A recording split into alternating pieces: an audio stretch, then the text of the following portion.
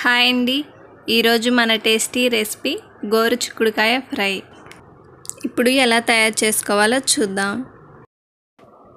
ఇప్పుడు ఒక కుక్కర్ గిన్నె తీసుకొని అందులో శుభ్రంగా కడిగి పెట్టుకున్న గోరు చిక్కులను వేసుకోవాలి. అవి మునిగేంత వరకు వాటర్ పోసుకొని కొంచెం ఉప్పు వేసుకోవాలి. ఇప్పుడు మూత పెట్టి 3 విజిల్స్ వచ్చేంత వరకు ఉడికించుకోవాలి. ఇప్పుడు ఒక ప్యాన్ పెట్టుకొని అందులో 2 టేబుల్ స్పూన్ల ఆయిల్ వేసుకోవాలి. ఆయిల్ హీట్ అయ్యాక 1 టీ స్పూన్ జీలకర్ర, 1 టీ స్పూన్ పచ్చెనగపప్పు, 1 టీ స్పూన్ మినపగుండ్లు వేసుకోవాలి. పోపు గింజలు వేగాక 5-6 రెబ్బలు చిన్నులపాయలను చితక్కొట్టుకొని వేసుకోవాలి. చిన్నులపాయలు వేగిన తర్వాత కట్ చేసి పెట్టుకున్న ఒక పెద్ద ఉల్లిపాయ, కొంచెం కరివేపాకు వేసుకోవాలి. ఉల్లిపాయలు బాగా వేగాల్సిన అవసరం లేదు, కొంచెం మగ్గిపోతే సరిపోతుంది. ఉల్లిపాయలు మగ్గిన తర్వాత ముందుగా ఉడికించుకున్న గోరు చిక్కులను వేసుకొని 2 నిమిషాలు వేయించుకోవాలి.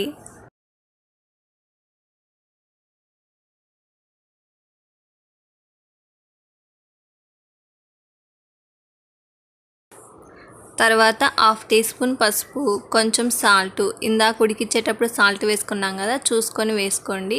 వేసుకున్నాక ఒకసారి కలుపుకోవాలి. చిక్కుడుకాయలు వేగిన తర్వాత 3 టేబుల్ స్పూన్ల కొబ్బరి కారం వేసుకోవాలి.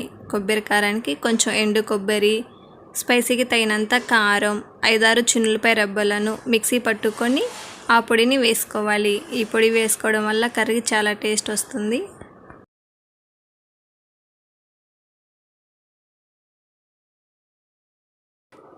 కొబ్బరి కారం వేసుకున్నాక ఒక 2 నిమిషాలు వేయించుకొని స్టవ్ ఆపేయడమే. స్టవ్ ఆపేసాక ఒక 1/2 టీ స్పూన్ షుగర్ వేసుకుంటున్నాను. షుగర్ వేయడం వలన చాలా టేస్టీగా వస్తుంది కర్రీ. ఇష్టం లేని వాళ్ళు స్కిప్ చేసేయచ్చు.